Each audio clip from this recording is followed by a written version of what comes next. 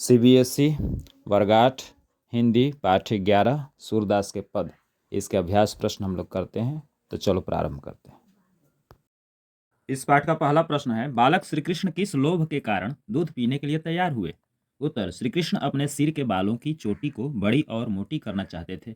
जब माता यशोदा ने उनको बताया कि दूध पीने से उनकी चोटी भी उनके बड़े भाई बलराम की तरह मोटी और लंबी हो जाएगी, तब इस लोभ के कारण श्री कृष्ण दूध पीने के लिए तैयार हुए। प्रश्न संख्या 2, श्री कृष्ण अपनी चोटी के विषय में क्या क्या सोच रहे थे?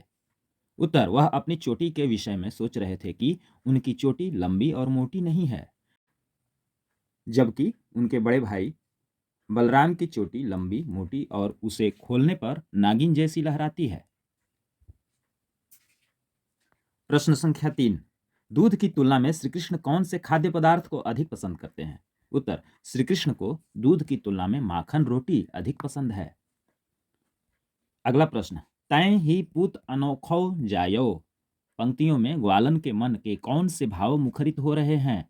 यानी इन पंक्तियों से ग्वालिन है, उसके मन के कौन से भाव पता चल रहे हैं, वो क्या सोच रही है? उत्तर, तैं ही पूत अनोखौ जायो, पंक्तियों में ग्वालन के मन में श्री कृष्ण के द्वारा उनके घर का माखन दही चुराने और नष्ट करने के कारण उलाहना देने का भाव मुखरित हो रहा है। अनोखे, नटखट और सुंदर श्री कृष्ण के बाल रूप और उनकी बाल लीला को ग्वालिनें बहुत पसंद भी करती हैं। इसलिए उनके मन में माता यशोदा के प्रति थोड़ी ईर्ष्या के भाव भी हैं। अर्थात माता यशोदा के पास इतना सुंदर पुत्र है, इस वजह से उनके मन में थोड़ी सी जलन, ईर्ष्या के भाव भी मुखरित हो रहे हैं। माखन चुराते और खाते समय श्री कृष्ण थोड़ा सा मक्खन बिखरा क्यों देते हैं?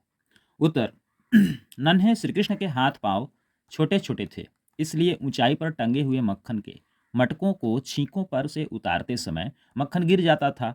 श्री कृष्ण द्वारा मक्खन खाते समय और अपने मित्रों को खिलाते समय थोड़ा बहुत मक्खन इधर उधर बिखर जाता था। अगला प्रश्न है, दोनों पदों में आपको कौन सा पद अच्छा लगा और क्यों? उत्तर, दोनों पदों में से मुझे प्रथम पद बहुत अच्छा लगा, क्योंकि इस पद में श्री कृष्ण का रूठना, दूध पीने से मना करना, अपनी चोटी बलराम भैया की तरह मोटी और लंबी चाहना, यशोदा माता से यह शिकायत करना कि आपके कहने पर मैं प्रतिदिन दूध पीता हूं, फिर भी मेरी चोटी नहीं बढ़ रही है। प्रथम पद में श्री कृष्ण की इन प्यारी बातों और बाल सुलभ हट से मन आनंदित हो जाता है। बाल सुलभ अर्थात बचपन में जो बच्चे करते हैं, जो बच्चों की आदतें होती हैं। अगला प्रश्न भाषा की बात से, श्री कृष्ण गोपियों का माखन चुरा चुरा कर खाते थे, इसलिए उन्हें माखन चुराने वाला भी कहा गया है। इसके लिए एक शब्द दीजिए। उत्तर, माखन चोर। अगला प्रश्न, श्री कृष्ण के लिए 5 पर्यायवाची शब्द लिखिए। उत्तर, देवकी नंदन, नंद गोपाल, कन्हैया, मुरलीधर, गोविंद, गोपाल। इस प्रकार से इस पाठ के सभी प्रश्नोत्तर पूर्ण हुए। इसको आप अपनी नोटबुक में अच्छे से लिख लेना और याद भी कर लेना।